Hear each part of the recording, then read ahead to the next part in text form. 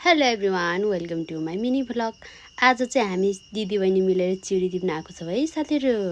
चिउरी चाहिँ लट्रम्मै फलिरहेको रहेछ है साथीहरू, तर चाहिँ काँचो रहेछ के। अनि चिउरी टिप्न त कहाँ सजिलो छ र, यसरी टङ्गी टङ्गी झुन्डी झुन्डी हिँड्नुपर्छ साथीहरू। अब त रुखमा चढ्न सकिनँ नि, फेरि भुइँको टिप्ने हो, यी माथिबाट हल्लाइदिने हो रुख, आफूले तलबाट यसरी भुइँ भुइँ टिप्दै हिँड्ने हो। देख्नुभयो साथीहरू, गाह्रो छ नि, चिउरी खान कहाँ सजिलो छ र।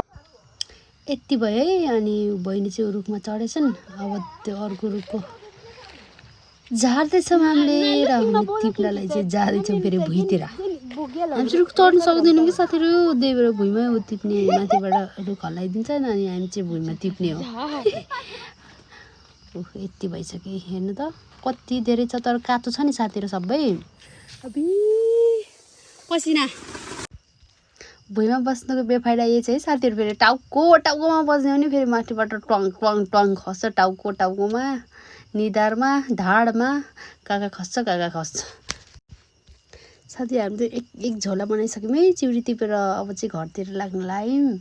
घरतिर भन्दा नि हामी बाटोतिर जाँदैछौँ। अब अर्को ठाउँमा छ भने टिप्छौँ, छैन भने हामी घर जान्छौँ, किनभने पानी पनि परे जस्तो गरेछ नि त साथीहरू। हेर्नु त, यस्तो अप्ठ्यारोमा आएर टिपेछौँ, कस्तो गाह्रो छ नि।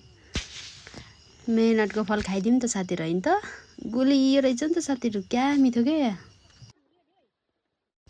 मेरो दुईजना बहिनीहरूले चिउरी टिप्नलाई यहाँ बाँदर जस्तै तङ्गिन खोजिरहेछन् रुखमा। अब यो चिउरी झर्छ किन हेर्नु होला है साथीहरू।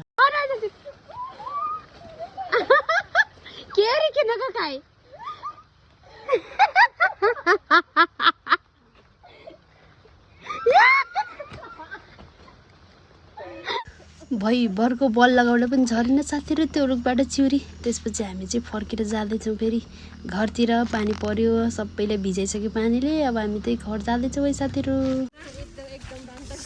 एक बाल्टी छ यहाँ चिउरी।